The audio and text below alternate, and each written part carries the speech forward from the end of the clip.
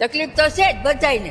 અહીંયા ખાડા કેવડા ભરાતા હોય તો વિનુભાઈ કે અમે શું કરીએ, તમે તમારા આંખે નખાવો. ચૂંટણી દરમિયાન કરેલા વાયદાઓ ઉપર નેતાઓ ખરા ઉતરે છે ખરી?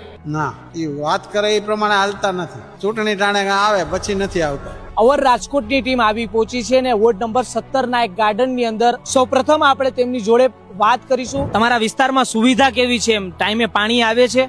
પાણી તો આવે છે પણ ક્યારેક ગંધારું આવે છે, ક્યારેક પીવાય નહીં એવું આવે, ક્યારેક હાવ ધીમું આવે. બધી પ્રોબ્લેમ અમારે તો છે પણ પાછળ વાળાને હાવ ન આવે. તો મહિલાને કેવી તકલીફ? પાણી વગર કામ કરવું હોય? તકલીફ તો છે જ બધાયને. અહીંયા ખાડા કેવડા ભરાતા હોય તો ત્યારે વિનુભાઈ ને બધાને બોલાવ્યા હતા તો કે અમારું કાયમમાં ન હાલે, તમે તમારી જાતે ન ખાઓ. પ્રજાના પ્રશ્નો માટે વિનુભાઈ આવે છે વિસ્તારમાં? ના ના, એ ચૂંટણી ટાણે આવે પછી કોઈ નથી આવતું, કોઈ જવાબ નથી. વરસાદમાં પાણી ભરાય છે તમારા વિસ્તારમાં? વરસાદમાં બહુ જ ભરાય છે.